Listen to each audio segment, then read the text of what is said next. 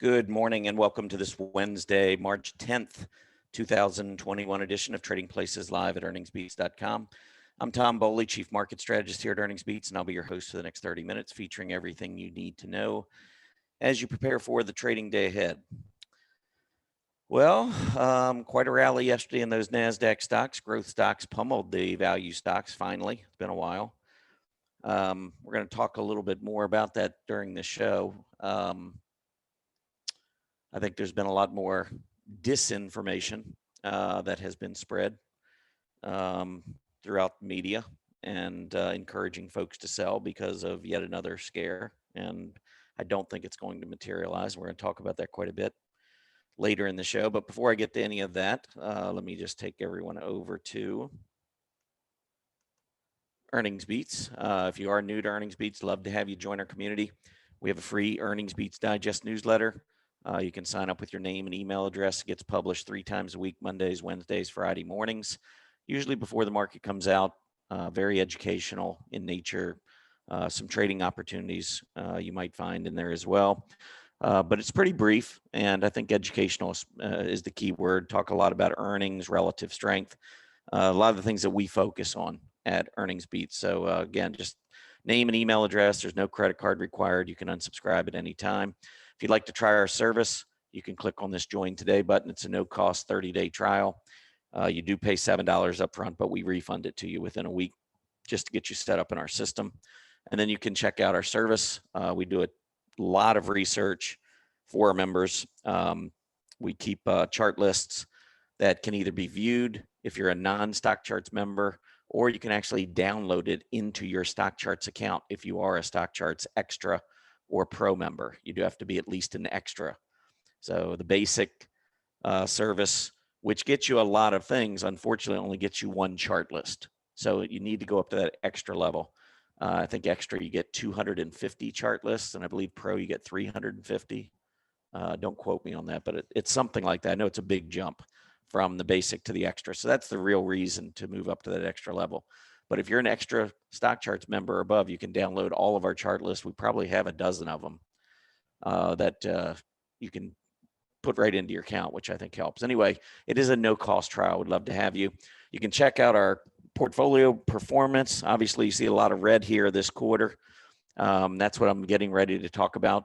Growth stocks simply have just been trashed. And personally, I don't think there's any reason for it, but nobody asked me. And so we've just had to put up with it and deal with it. I think by the end of the quarter, I think things will be righted, but we'll find out. And I'll tell you why in just a couple of minutes. But if you look at our since inception performance, I think it's pretty evident we've done fairly well. I can tell you that over the last, well, we've got a total of 26 quarters under our belt now between these 4 portfolios, and we've outperformed the S&P 500 19 out of 26. And of the 7 where we underperformed, 4 of them are in the income portfolio. So if we strip out the income portfolio, we've outperformed 16 out of 19 quarters between model, aggressive, and strong AD. And you can see those are the 3 taking a hit, but it's no secret. I mean, it's growth stocks that have just totally been ignored. Not ignored, they've been sold heavily over the past couple of weeks. But I think that's going to change. And again, we'll talk about that in just a bit. Let's first look back at what happened on Tuesday. You can see the Dow Jones Industrial Average was flat. It was up most of the day, finished up 30 points. So still struggling, trying to get through 32,000. It's coming. And so is 33,000 and 34,000, but we'll get to that over time. S&P 500 up about 1.5%. So you can see much, much better than the Dow Jones. We were up 54 points, back to 38.75, not far from a breakout to an all-time high. So all of the interest rate inflation fears, and we have one good day, and the S&P is right back near breakout. But the index that's taken it on the chin has been the NASDAQ. NASDAQ bounced back 3.7% on Tuesday. Big, big move. The key is going to be initially getting through that 20-day moving average. I had pointed out recently in one of our daily market reports, I think we're in an ABC correction. I wanted to see what happened with these inflation reports. The one today was mild. It came in actually less than expected. We're going to go over that in just a minute. But I think we may have bottomed with that low on Friday, unless we get the producer price index, which comes out on Friday, unless that's a bad number, I'm not sure that there's enough fear to go around to take us back down. We'll see. But let's watch that 20-day moving average in the 50 because we want to get back through. Notice the S&P, which was trading below its 20, has gotten back and closed above it. Same with the Dow. Mid caps and small caps, by the way, small caps broke out and closed at an all-time high. So fear is working in a couple areas of the market, although that's starting to dissipate and we're seeing things reverse a little bit. But small caps breaking out, they were up almost 1% yesterday. Mid caps up 2/3 of 1%, on the verge of a breakout as well. All of these things I think are, very, very bullish for the market. We want wide participation. I think that's really, important for a secular bull market. Wide participation. You want everything rallying. And this isn't, I know we've seen money rotate more toward value than growth recently, but this isn't something that I haven't spoken about. I want value stocks to perform well. I want that group to be in bull market mode. I want breakouts everywhere. And then we'll look for the leaders. But we want everything moving higher. We want basically shorts being swarmed and swamped and I don't want anybody losing money, but at the same time, I wouldn't be on the short side of this market. But overall, the indices still are in pretty good shape. Yes, the NASDAQ's got some work to do. One thing that I find somewhat comforting is that throughout this huge decline, the AD line has stayed pretty high. We're not breaking out, but you're not really supposed to be breaking out when you're selling off. I honestly see more selling going on in the Dow than I do in the NASDAQ, but it doesn't look like it when you look at the charts. So it's just one indicator, and I'm not saying the AD line is, the end all be all, but it is a factor when you consider what's taking place in the market, especially what we went through during the pandemic. The AD line was incredibly important for us. Moving on to the sectors: discretionary, technology, utilities, and real estate. So you got our two key aggressive groups back on track, trying to get now through 20-day moving averages. That's going to be a test. Hopefully we'll go right through today. We'll see. And then you've got utilities and real estate. Defensive areas tend to do well in March. They tend to do pretty well on a relative basis the third month of each calendar quarter, which I've talked about. That's kind of when you get away from the quarterly earnings. We just went through all the quarterly earnings, and now we got another month before earnings kick off again. I think these lulls provide opportunities for profit taking, maybe for some stories to come out that might be a little fabricated. That's, again, just my opinion. And things start to turn, more defensive. And then all of a sudden you start moving toward earnings season. Everything's, hunky-dory. It's all perfect again. Unfortunately, that's the history of the market. That's not my opinion. That's the history when you go back and study seasonality. The worst performer was energy. So energy's had this huge run, saw some profit taking there, money rotating back out of energy on Tuesday and into the areas that I just spoke about. All right, let's talk about the economic report that came out this morning, February CPI. This was one, honestly, that I was looking at very, very close. I wanted to see what's going on with inflation because that is what's been spooking the market. It's not that interest rates are going up. Now, they'll tell you that it's interest rates going up. Everyone will say, oh, rates are higher. That's bad for the stock market. No, it is not. Not at these levels. So it was bad when rates were going down. Now it's bad that rates are going up. Okay, that makes perfect sense. Everything's always bad. There's nothing wrong with interest rates going up when we're sitting at 1.5%. Historically, this is crazy to be at these levels. If we get growth, we can handle 1.5%. We can handle 2.5%. We can handle 3.5%. Money is rotating out of bonds. As long as interest rates are going up because of anticipated economic strength ahead, especially from these levels, and if there's a bubble anywhere, I think if there's a bubble in bonds. That's the bubble. It's not the stock market. It's the bond market. And when that bubble bursts, you got a lot of money coming out of bonds, sending yields higher, and that money goes into stocks. Now, the one thing that ruins that party is inflation. If inflation is the reason why interest rates are going up, inflation eats into everything. Some inflation is good. Too much inflation is bad. Going the wrong way, deflation is the worst of all. Disinflation, and if you're not familiar with the terms, disinflation is just inflation going down. Deflation is when we go below zero. So we've been in a period really of disinflation, where we've seen inflation move well below Fed target levels. And the Fed's talked about that. The Fed wants to inflate some. The Fed wants to get up to their 2% target. And they've even said they're not interested in raising rates until we get above that 2%. I'm going to show you a couple charts in just a minute, so be patient here. Because to me, charts are the news. CNBC is not the news. CNBC is the hype. They are an entertainment. They need viewers to sell ads. So yes, there's going to be some information. And if you can wade through all the hype to get to the real information, I congratulate you. I can't generally find that information.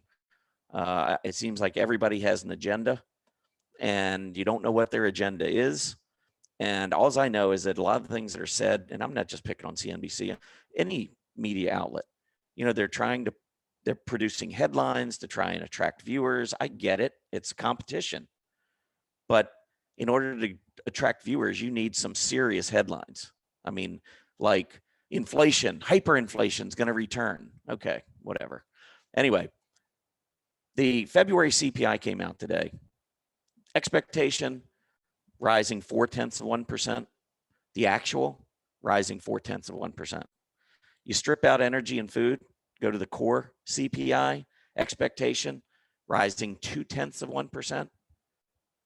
It rose 0.1%. There was no inflation at the core level in February on a stripped out.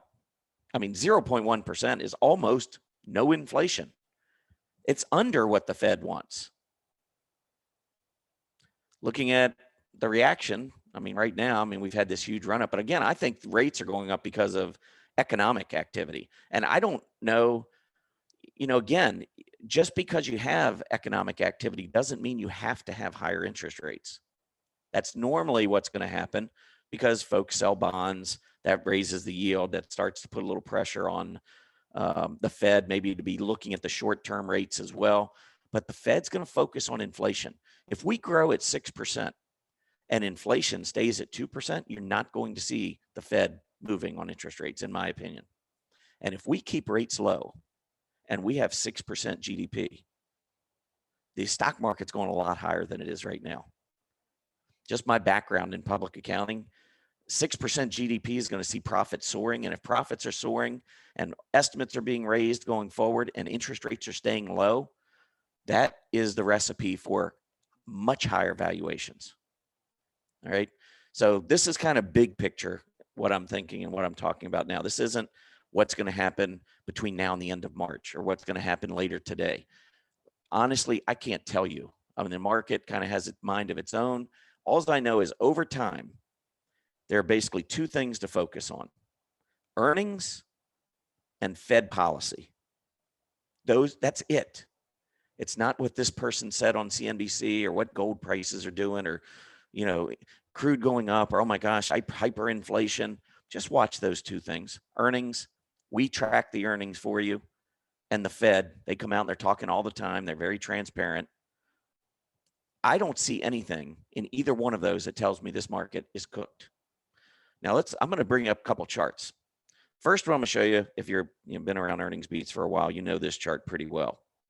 This is the IWF, IWD growth versus value chart. When I showed you our portfolios and hey, we're transparent, we're going to show our results every day on our website. Do I like to see all this red? Of course not. And I've gotten a couple emails from members saying, talking about our performance. I was like, listen, I can't guarantee. This isn't a CD. It's not going to go up, a steady amount every day. There's going to be volatility. And when you're disclosing that you're heavily involved in growth stocks, and then this happens the day after the portfolios are selected, we were holding support You know, when we pick them, when we do them every 90 days, we don't change a thing. I think our performance speaks for itself, so I'm not worried about changing anything there. Folks will say, well, why do you do it on the 19th? Why don't you do it on the 25th? Why do you do it in February? Why don't you do it in March? Why don't you do it in April? Why don't you do it, some other time? Why don't you do it in the first of the month? Well, we picked this time because basically that's when the earnings season is drawing to a close. We're not there. I mean, we still have earnings reports. We always have earnings reports coming out, but the lion's share of earnings reports are out by about the 19th of the second month of each calendar quarter. That's why we picked the 19th. But the 19th, this ratio had not broken. I mean, we were still in consolidation mode.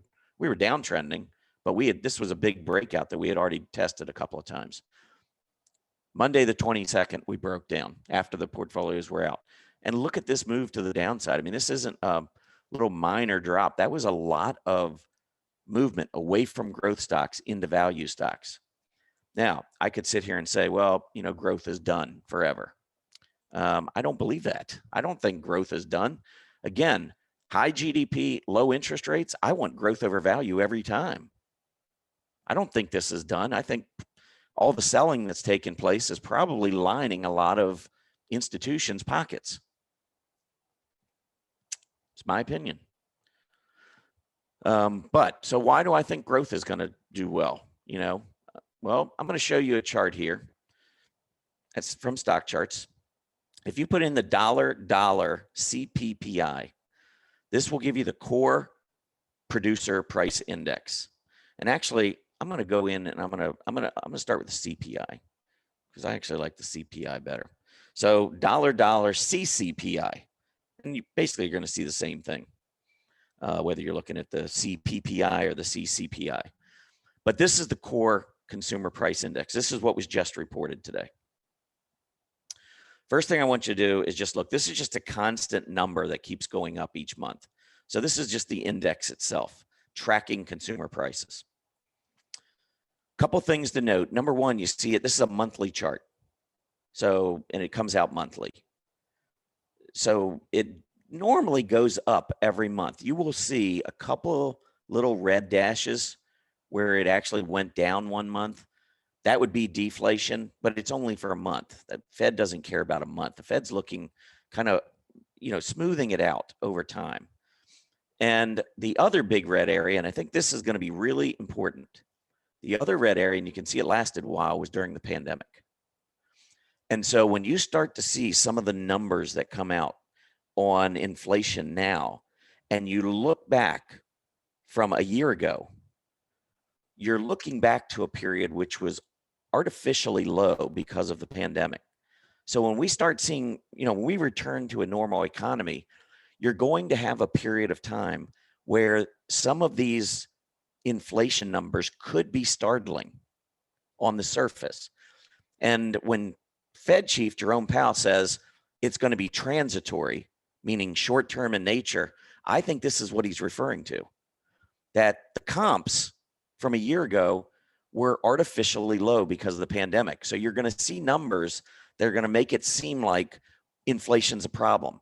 And trust me, if you want to get headlines that get people's attention, there are a lot of people that still remember the 1980s, 1970s, 1980s. Anybody, been around a number of years remembers the hyperinflation that we had, the really high interest rates, high interest rates and inflation. I can't tell you throughout my lifetime. Now, I started investing in the market in the 1980s. I cannot tell you how many times since then that I have heard inflation is right around the corner. Hyperinflation, it's coming. It's coming. It's coming to a theater near you. It almost never materializes. I'm going to show you. I mean, this is a 20-year chart, okay? So this is the CPI, the core CPI. The next panel right here is the rate of change, the 12-month rate of change of the consumer price index. Notice the high in the last 20 years is 3%. I mean, we went up for a couple of years. And it was, had a lot of energy prices going up, a lot of materials. If you remember, energy materials led that bull market during that period. And so that did result in some price and inflation. I mean, there's no doubt about it. Consumer price index went up for 2 or 3 years. Outside of that period, and I've kind of highlighted with these blue arrows when we've seen some uptick. Remember, this is a 12-month rate of change. So this isn't just upticking for 1 month. This is upticking for a period of time. Okay. So I think it's really important to see history of how inflation has impacted the stock market and how it's impacted the bond market and how it's impacted the technology stocks relative to the S&P 500. This is what should be on CNBC. But how do you create a headline that's going to attract all these people in? And who wants to come hear somebody say inflation's not a problem? You know, I mean, how often do you go by a parked car and stare at it?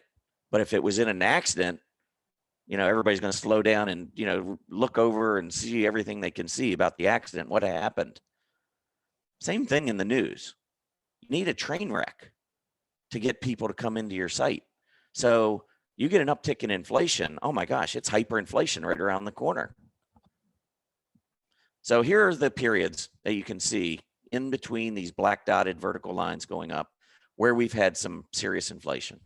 Well, not even, this isn't even serious inflation. We've had upticks in inflation, okay? The worst one by far, in my opinion, was 2004 to 2006. Now, during that period, 10-year Treasury yield went up. Interest rates were going up. Interest rates can go up with inflation. Notice here we went up. You know, interest rates were going up. Inflation was going up to 3%. S&P 500 went up during that bull market. Now, it was led mostly by energy and materials, but it went up. Technology and growth stocks, here's the IWF, IWD, and here's technology versus the S&P 500.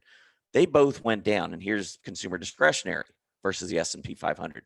All three of these went down during this period. Now, this was a pretty serious bout of inflation where we rose over a 3-year period from 1% to 3%. Interest rates went up in response. S&P went up, but it was a different group that led, okay?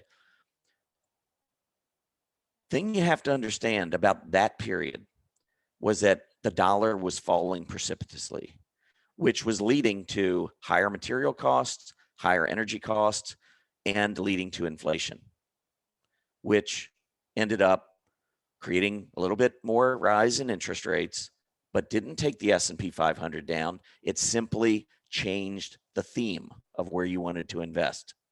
That's what happened then. And again, that was the biggest inflation scare we've seen this century. 2011, 2012 went from roughly 0.5%, went through the Fed's target at 2%, went a little bit above. Look what the interest rates were doing.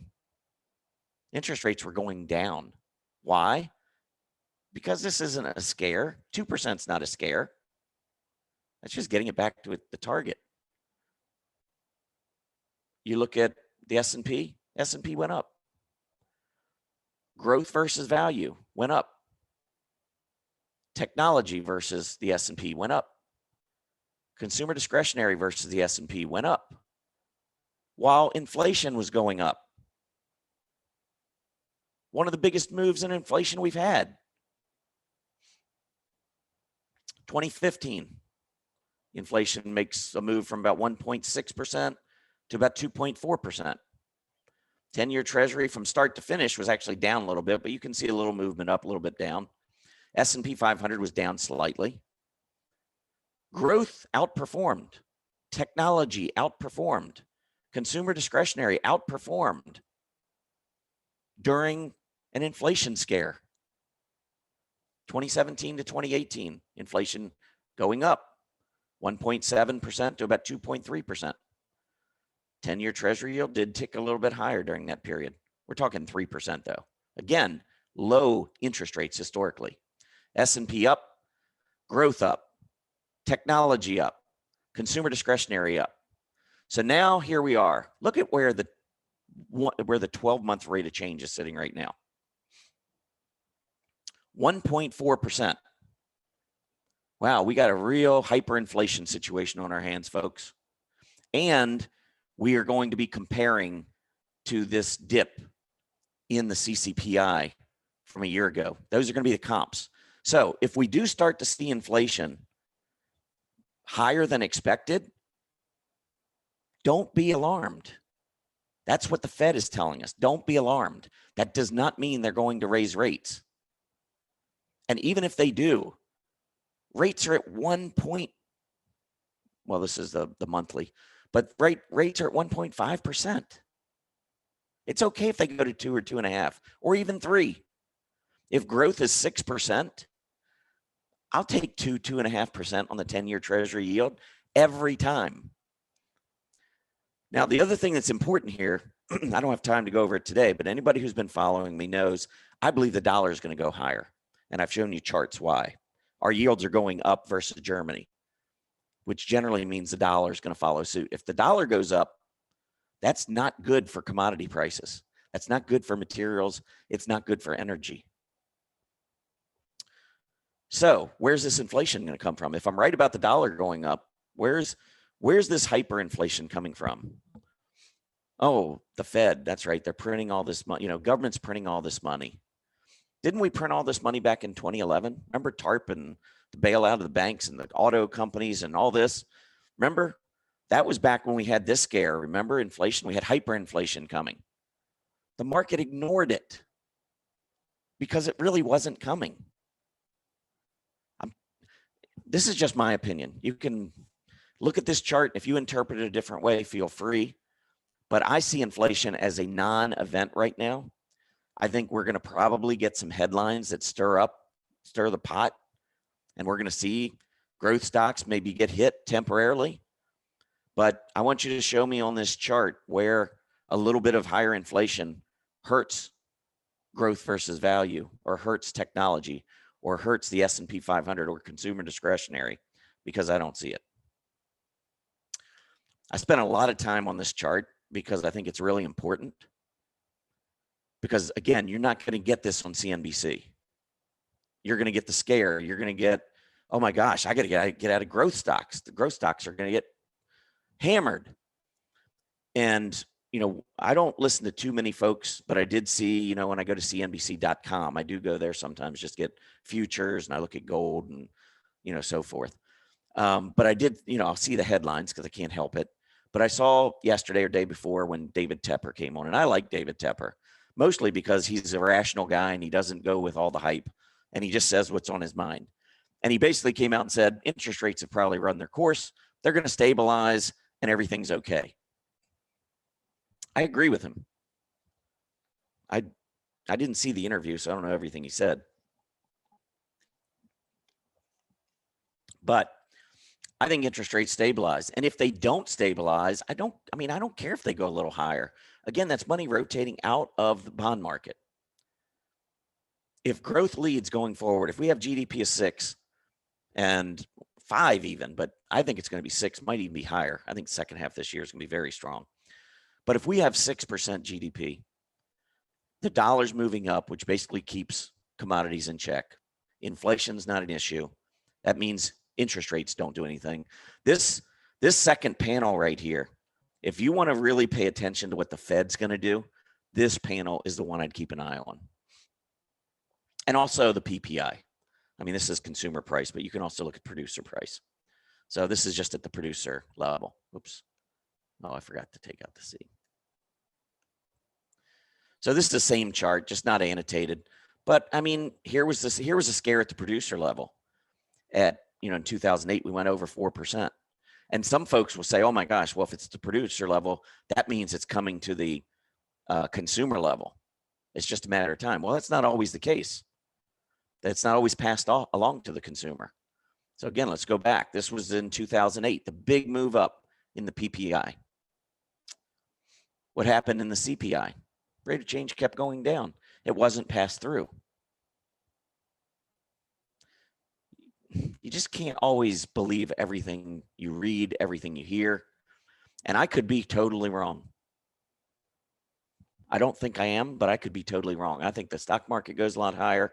I think growth stocks lead. I think interest rates stay fairly low, although I wouldn't be shocked if later this year they're over 2%, just because I do think that as the economy expands, I think especially the long end of the yield curve is probably going to rise. I think the short end is going to stay pretty low.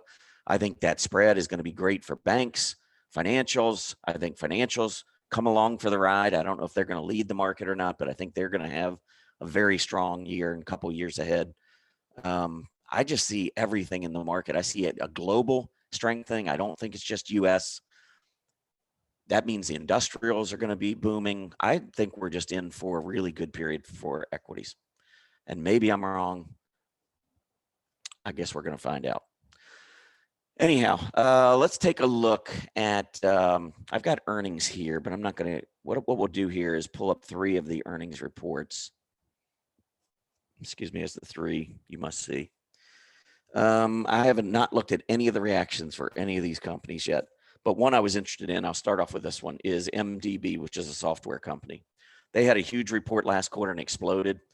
They are up with their earnings. They came in at a loss of 33 cents, but the market was expecting a loss of 40 cents. Some folks say, well, if they're losing money, I'm not interested. Well, valuations are not based on what happened in the last quarter. Valuations are based on what's going to happen. And when companies are beating their estimates, they raise their guidance. And Wall Street will raise their valuations and their targets. So I understand being a CPA and being somewhat fundamental, I would prefer having a company that's making money. But don't get caught up just in the fact that a company's, making money or losing money. Look at what Amazon did all those years. Losing money, it was a great investment. And the market knew something we didn't. So follow strength, relative strength. Don't always just look at whether a stock's gaining or not in terms of profits.